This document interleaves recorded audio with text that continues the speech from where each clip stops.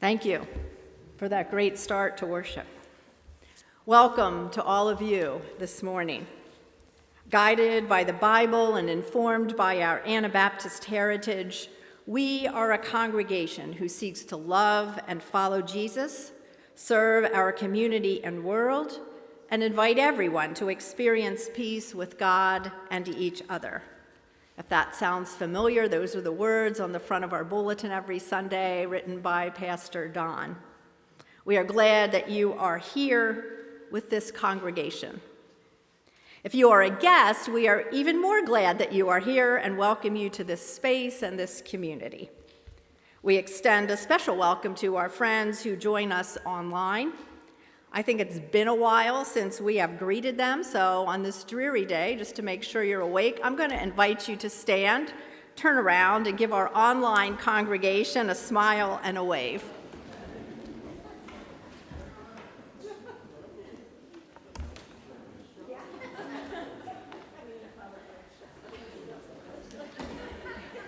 Thank you. Hey, and now all of you are smiling, so that's great. We appreciate knowing who is present this morning, so will you please sign our attendance register, which you can find on the center aisle end of the pew, and for the choir somewhere on your pew. Don't want to leave you out. And give us your contact information if we do not have it. We do appreciate that very much. I have a few announcements to highlight. However, the Friday bulletin is full of opportunities for worship and fellowship. This is a very busy season in the life of our congregation, so I encourage you to read that Friday bulletin carefully. If you would like a paper copy, they are available right out here in the literature rack or down in the heritage area if you're leaving the building that way. Wednesday Night Live happens again this week, and the menu is ham and beans. Dinner is served at 5:30, but doors open and the salad bar is ready to go at 5:15-ish. Classes for all ages begin at 6:30. In the chapel class, Elder Robert Matthews, a member of the Old German Baptist Brethren Church, will be here to speak. That's a continuation of our study of our Anabaptist family. Trunk or Treat happens on October 31st, and the way I can wrap my head around this is to view it as basically setting up our own little neighborhood out there on the church parking lot. So we need you and your car, either simply or lavishly decorated, to be in our parking lot, and you need to be there to hand out candy to our little neighborhood trick-or-treaters. If that's not your thing, to bring your car and be here, you can still participate by donating candy. If you're interested in helping in some way with this neighborhood outreach, stop by the desk in the gathering area for details and a sign-up sheet. On October 25 at 7 p.m., we will host a Starlight Tea concert featuring Grace Leah Rose Asuncion, a Lancaster native who plays the marimba. It's an instrument you don't hear all the time. She's performed extensively in the region and brings her instrument and her talents to our sanctuary where she will play a variety of music. And then on October 26th, we will have a combined worship here in the sanctuary at 10:15 for the ordination of Matt Kramer. That worship service will be followed by a meal and our all-church meeting. We today welcome Phyllis Stacks and Don Mesher from Tenfold. They will be speaking to you in a few minutes about the ministry that Tenfold has to offer our community. We also welcome Ross Ellison and his very fancy pedal work. That was impressive. Ross often is a substitute when our organist Margaret Marsch is away, and so thank you for being here. The flowers on the communion table are provided by Fern Bucher in loving memory of her husband Jeanne and in celebration of his October 14th birthday. I don't know if you know, many of you knew Jeanne, but he was a really great Bible scholar and taught a couple Bible studies, I think, on a Wednesday Night Live, right? Yes. So really great. And I'll tell you, when I got to seminary and took my Old Testament course, there were a lot of people in my class who were like really surprised about what they were learning. And I was like, oh no, I learned this from Gene Bucher. So he was, yes, a really wonderful teacher and preacher and pastor, and thanks for helping us all remember him. Judi Hess has an announcement to make, and then following Judy's announcement, we'll call on Dave Hostler for a few remarks he would like to make.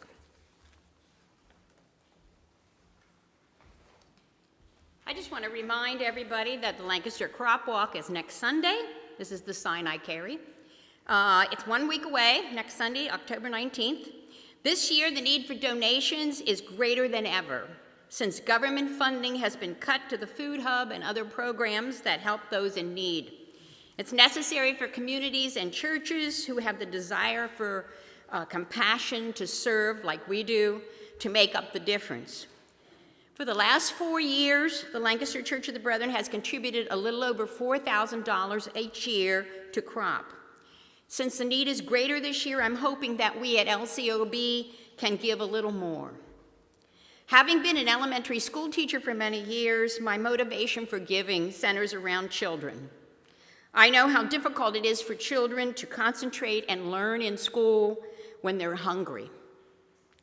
If you have already given me your contribution, I thank you. If you have yet to donate, please see that I receive your donation this week. Make your check out to Church World Service, CWS/CROP. And remember, Church World Service's goal is to build a world where there is enough food for all.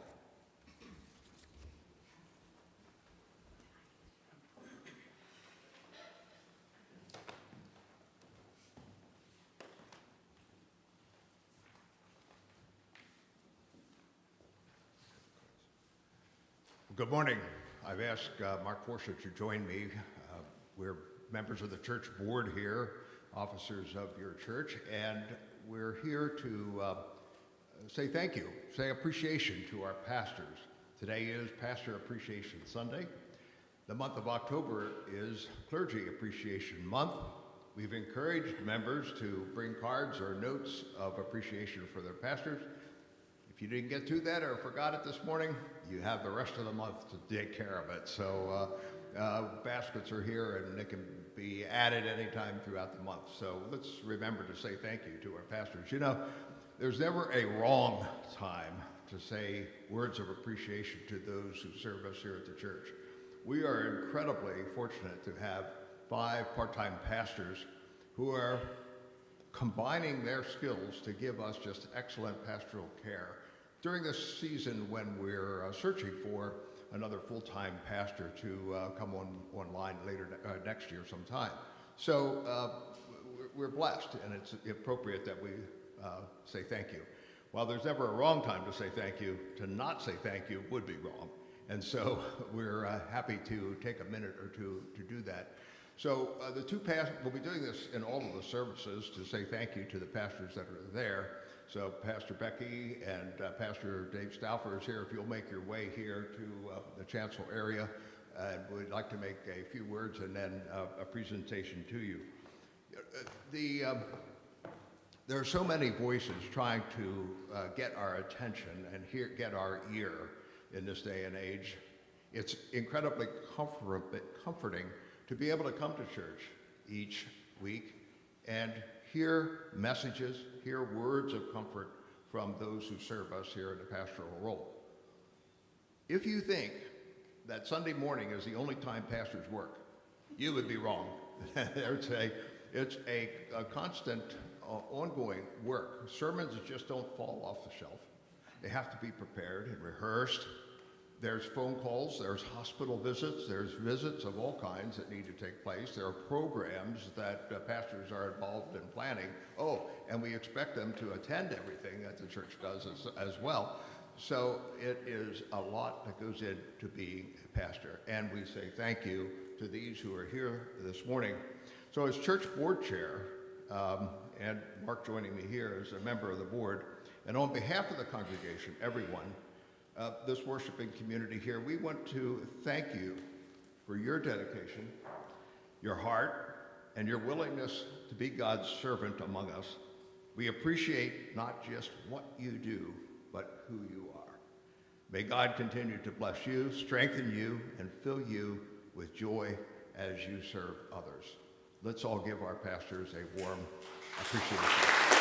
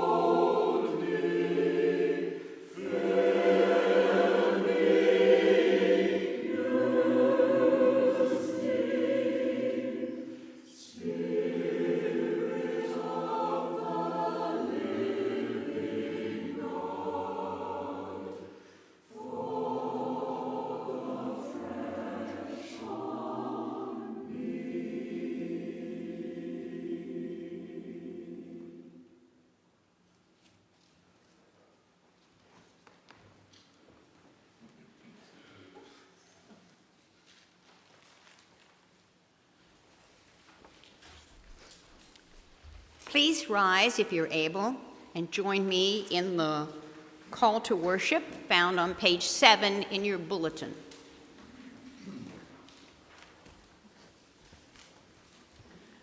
Listen, for your name is being called. We have come to worship the one who knows and loves us. Listen for the unfamiliar voice you have ignored.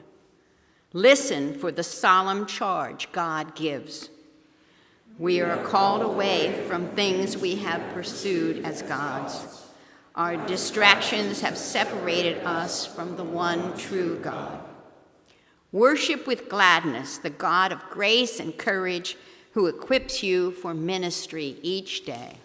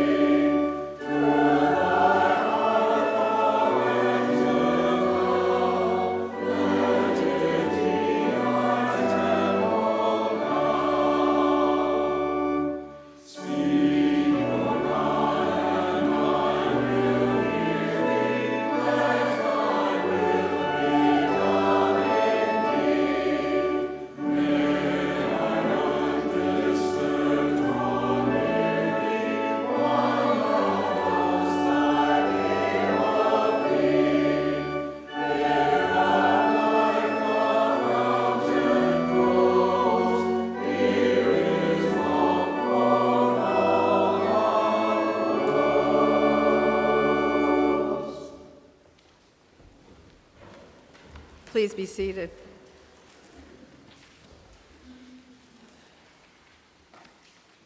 Will you join me in prayer?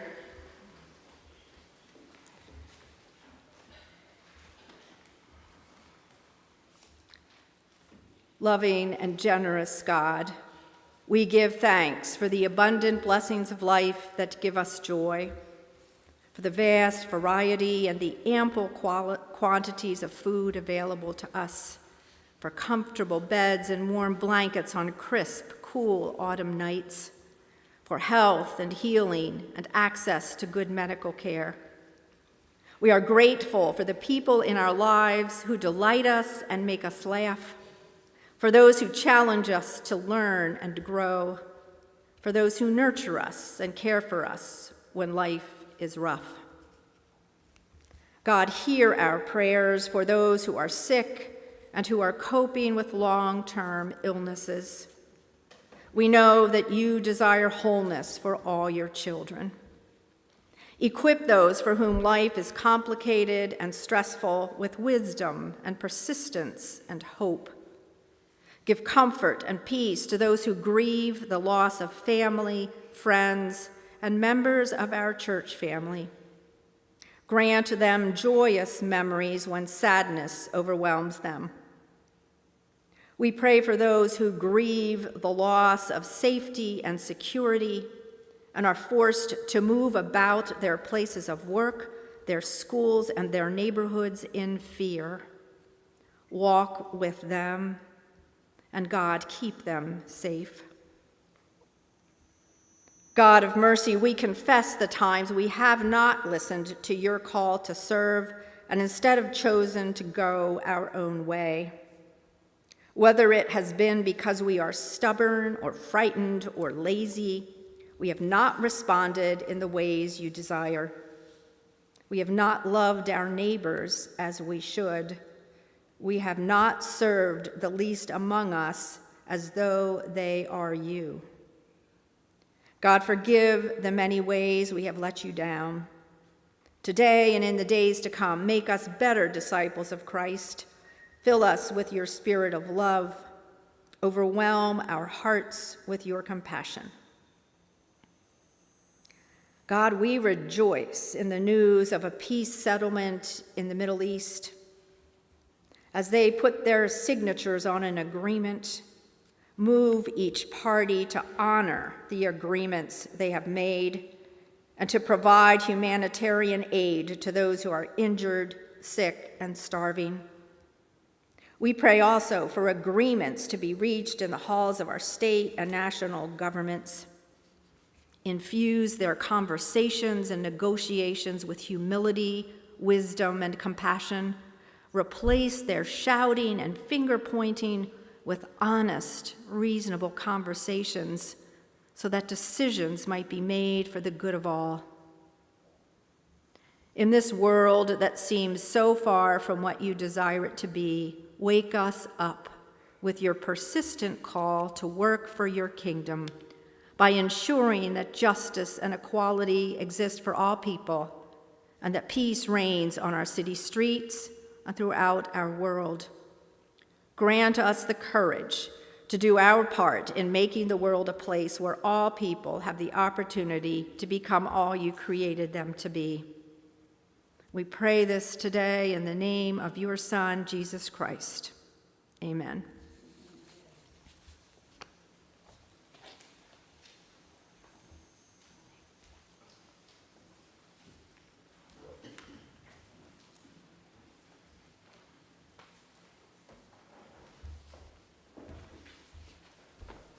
Good morning.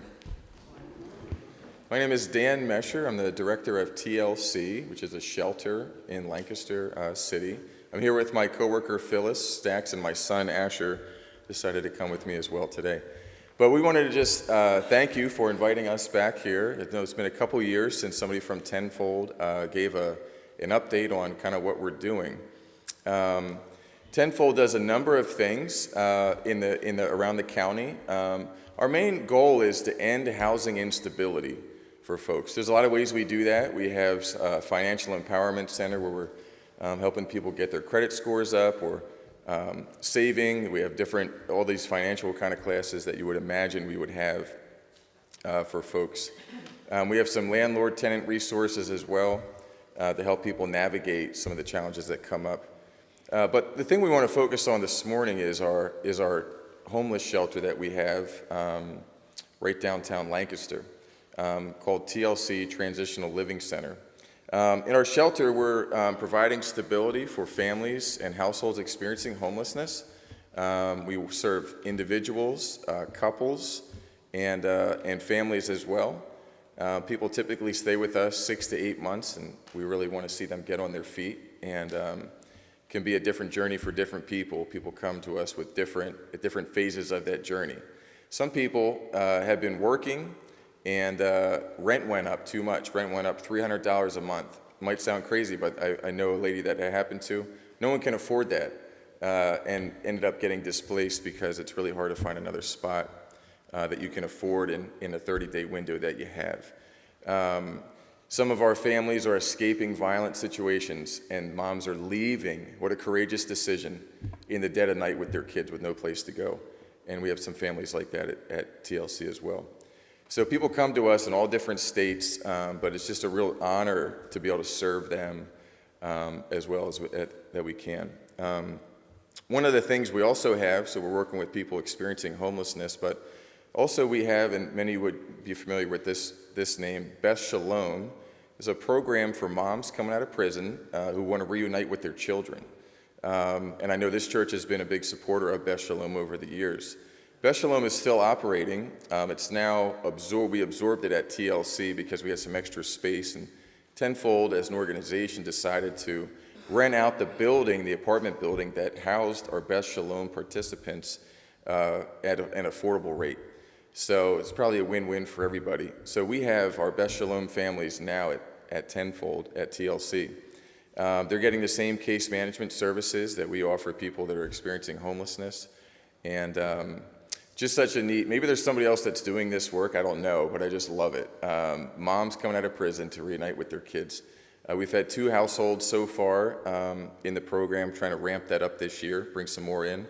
One, while she was incarcerated, her parents were watching her daughter, and then it made a lot of sense. She was in a good spot, a better spot, and she was able to reunite with her daughter and is doing that at TLC.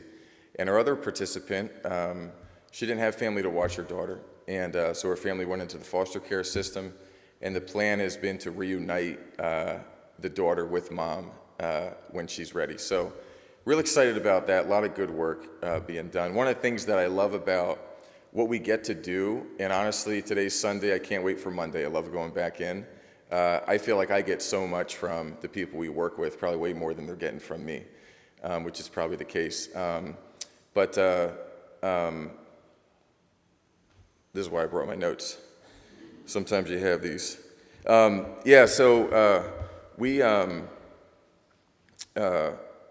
We're just working with people. We're really their biggest cheerleaders. We want to see people succeed and get housing. One of the things that I love about our staff is that we really communicate dignity and honor and respect, and we treat them the way we would want to be treated. One of the things we're really excited about that's been kind of in the works for several years is this renovation project that we're doing on our building, which is on the corner of North Duke and East King. It's a 5-story hotel. It was originally a hotel. I found out this week it was built 2 years before the Titanic sunk. So a long time ago, 1910. And the building is so old, and we've had leaks in the roof, so many. It's a 5-story building, 52 rooms, and some rooms are in such bad shape, we weren't even putting people into them anymore because the repairs would have been too much. And so we're finally getting a new building. Phyllis has been really spearheading a campaign to raise money for renovations, significant renovations. So really, we're in a process of gutting the entire building and really starting over from scratch. So new plumbing, new electrical, new HVAC. We have an elevator in that building that might fit 3 of us. My daughter, when I brought her over, she said, no, I'll take the steps. Didn't trust it, and I don't half the time trust it either, but we've been pretty good. So we're going to be getting some additional ADA rooms. We have 2 right now. We're going to have 6 We're going to create a ramp from the sidewalk into the building. Right now it's just steps. There is a ramp for people around the back, but it's inconvenient. And every day moms are bringing multiple kids out in strollers down 4 steps, and it's not great. So we're going to have a ramp for them, which is really exciting. We're going to have more, it's going to be more trauma-informed, more color to kind of lighten the place up a little bit. But I just wanted to thank you guys for your support with Beth Shalom over the years and with Tenfold. I was reading the Proverbs this week, and one of the verses, I think is in chapter 19, says that he who gives to the poor lends to the Lord.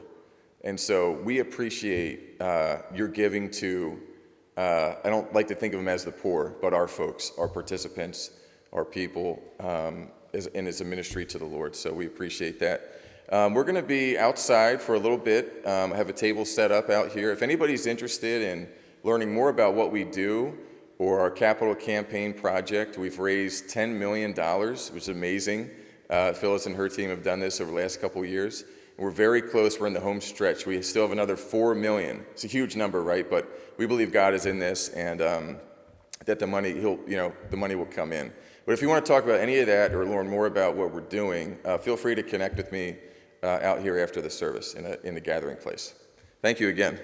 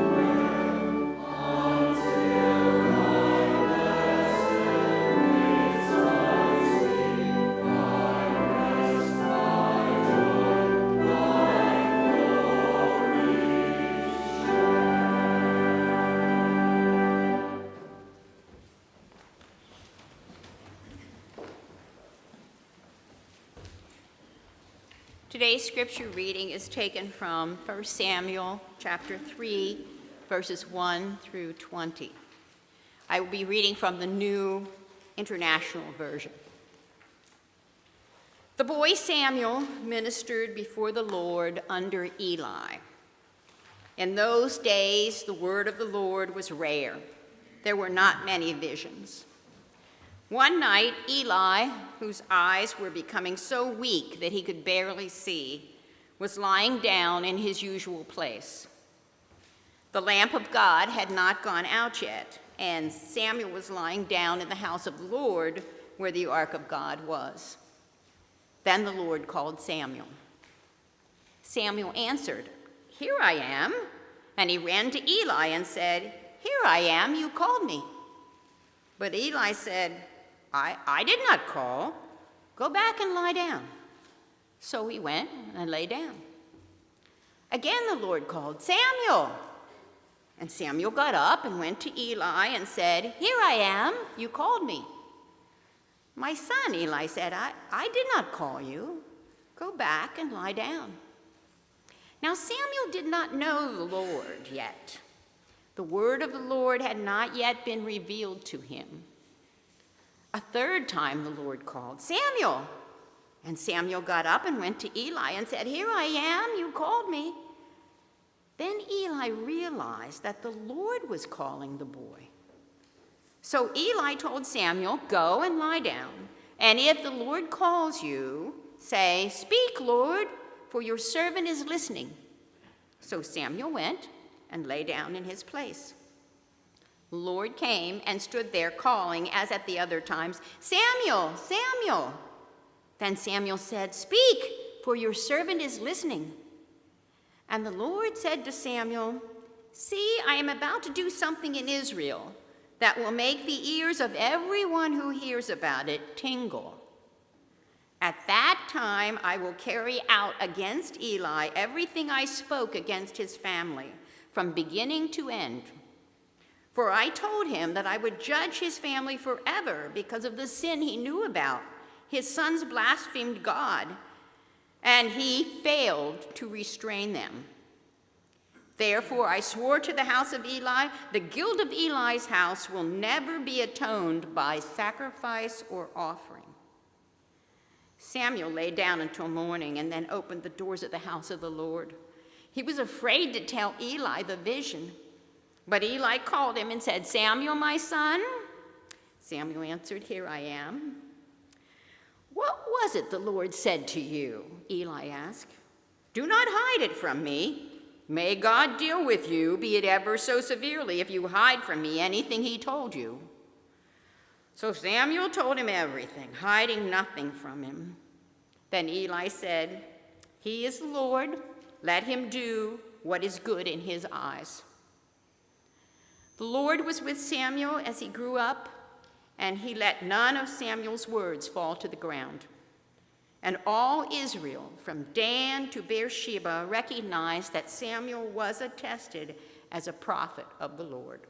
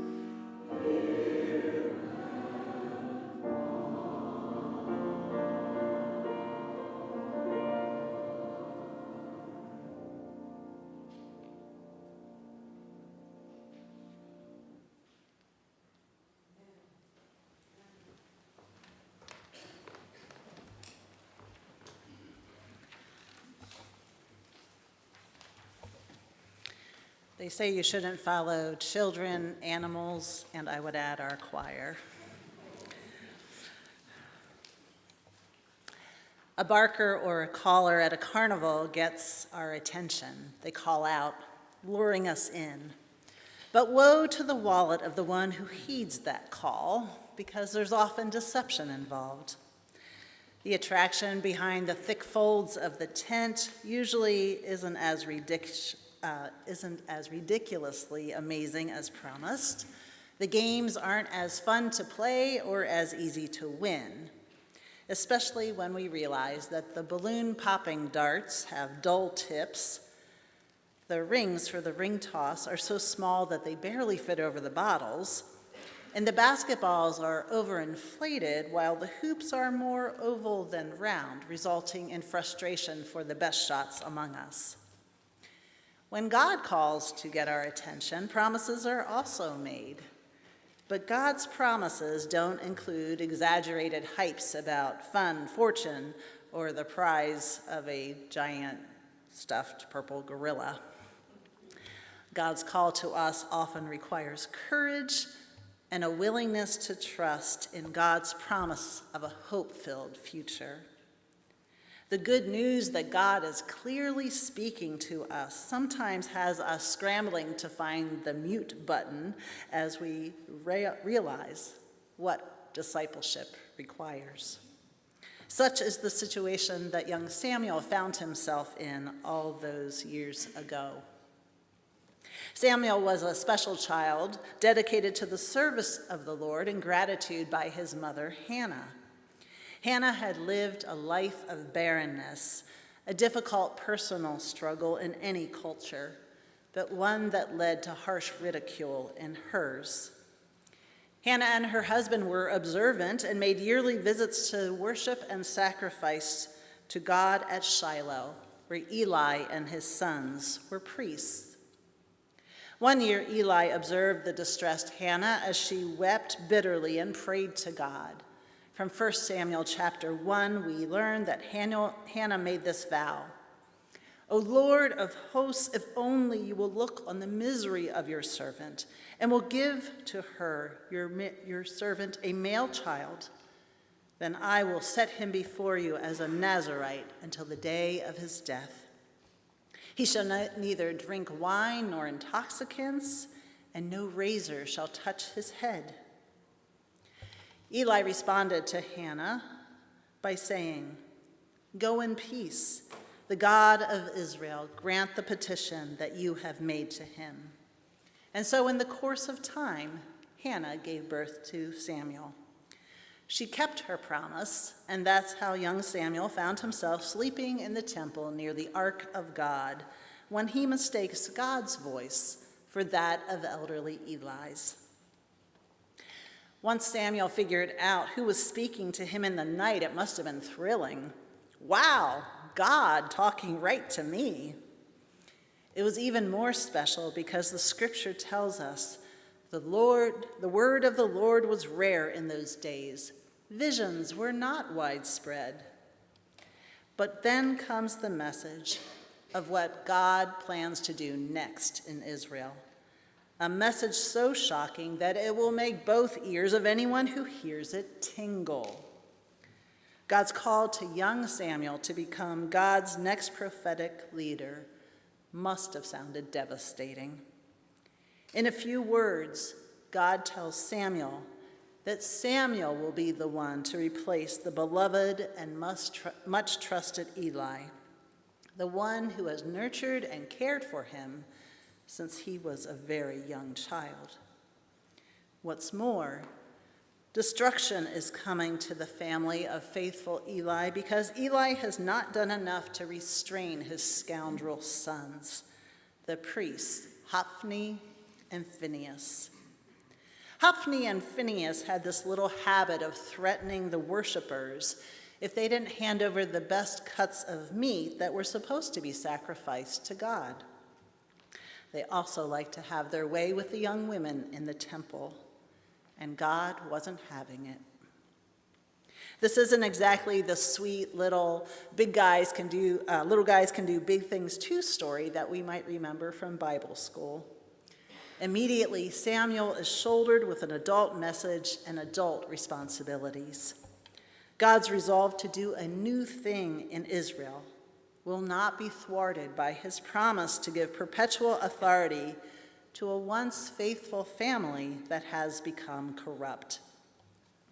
Samuel had no idea that simply saying, "Here I am," to God's call in the night would mean that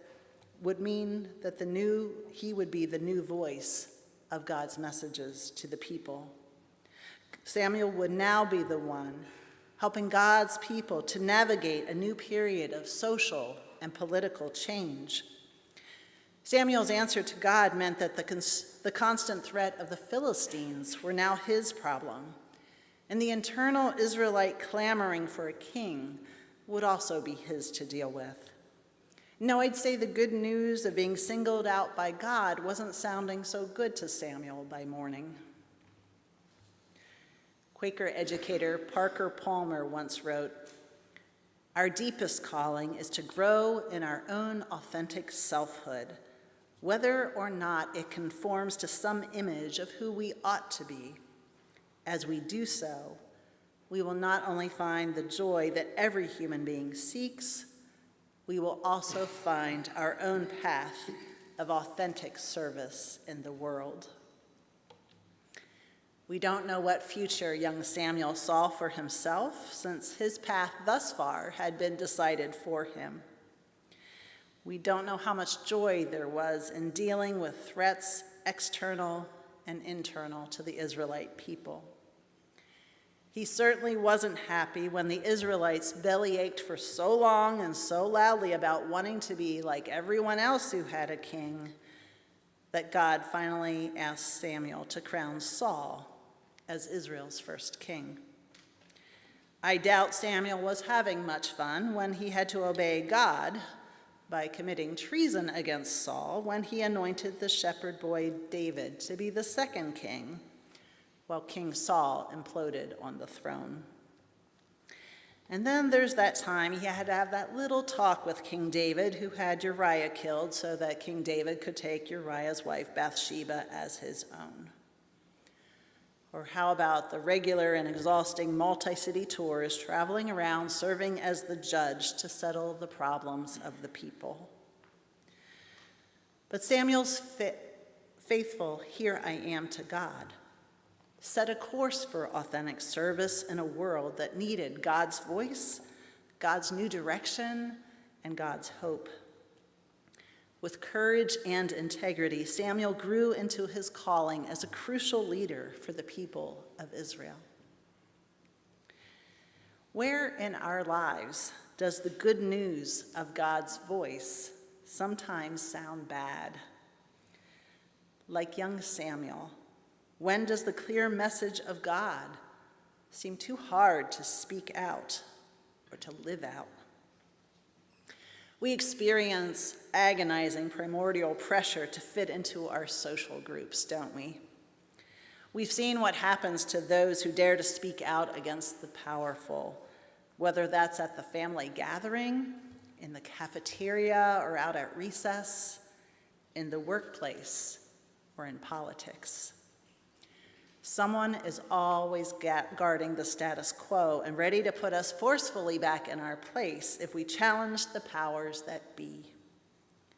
We've been bewildered by the apathy of otherwise good people in the face of wrong, and yet we know that with a push of a button, half the world will know when someone dares to challenge greed, power, and irrational entitlement. Courage is often defined as the ability to act despite fear. God created us and knows our inner strength and our grit, perhaps better than we do on some days. God's plans for a future of hope and right relationships will not be frustrated by those who wield power today. Even when the word of the Lord feels rare in our days and visions are not widespread, we must be prepared to act when God calls to us in the night, through a story in the news, or with a glimpse at the need of our neighbors next door. God did not call Samuel to speak out alone. God never left Samuel's side.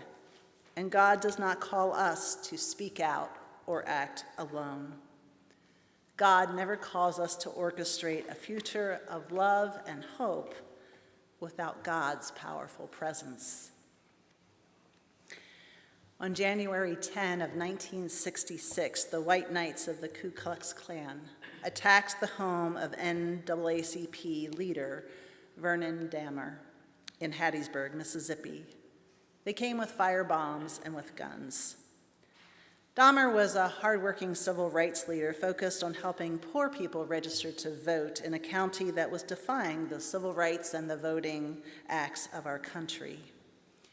Dahmer helped his wife and his 3 young children and his elderly aunt escape the inferno that their house became, but he himself died of burns and smoke inhalation in doing so. By July of that year, Reuben Horst, a retired Mennonite carpenter from Akron, here in Lancaster County, was on his way to Hattiesburg, Mississippi, to serve as the building foreman at the construction site for Vernon Dahmer's family's home. The rebuilding project was sorely in need of leadership, and it was not a popular position. Reuben Horst was a capable man.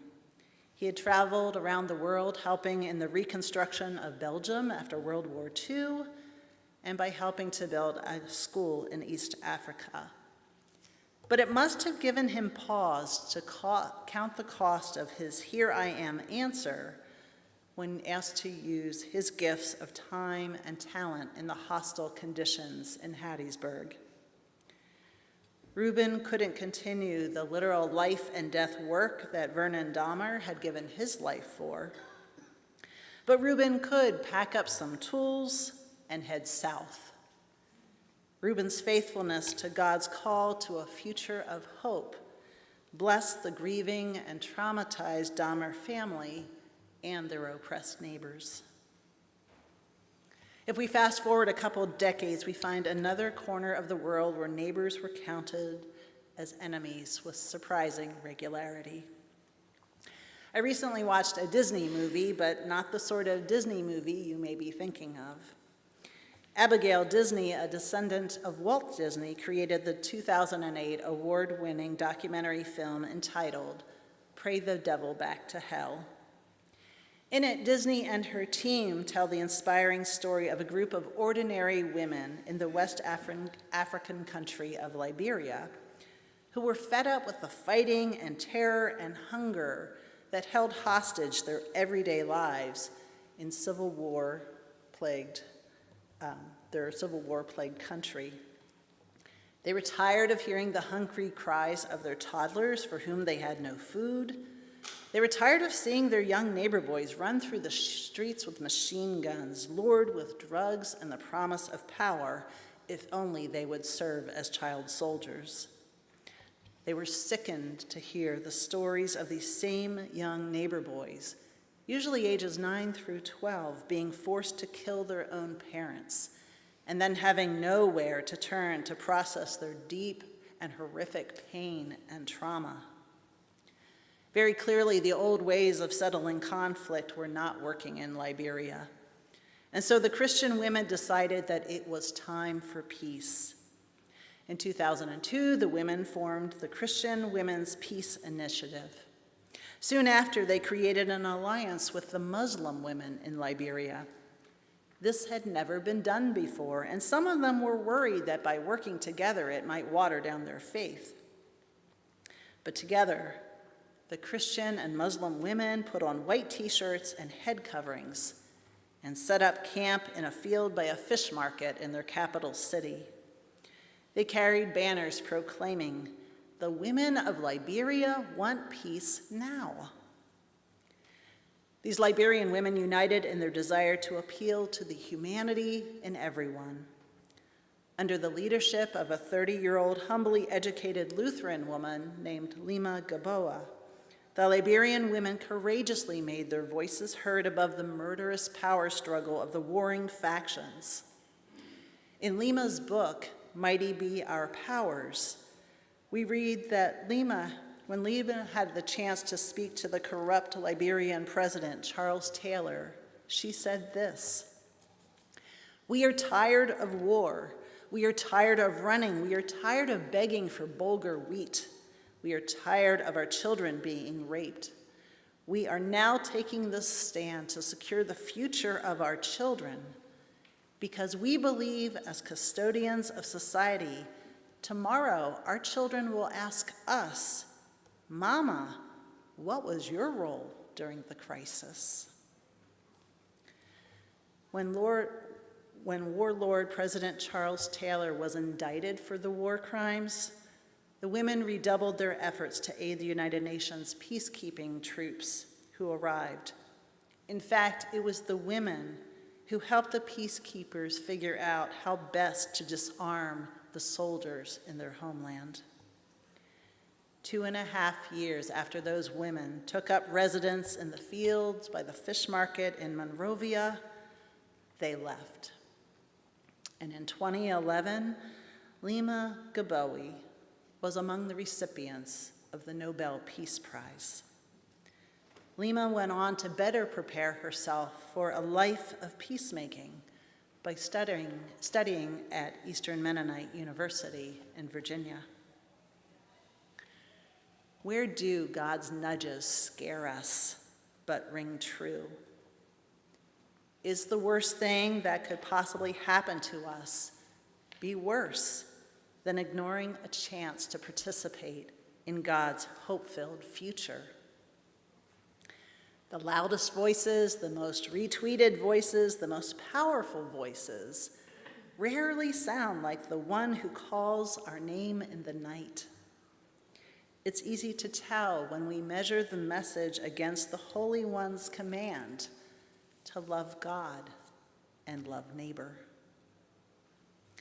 At the end of the 16th chapter of the Gospel of John, Jesus leaves his disciples with this assurance: "In the world you face persecution, but take courage. I have conquered the world." No promises of fun and games, no prizes of purple stuffed gorillas. God calls us to do serious work in this world, and God assures us that we do not go alone. Amen.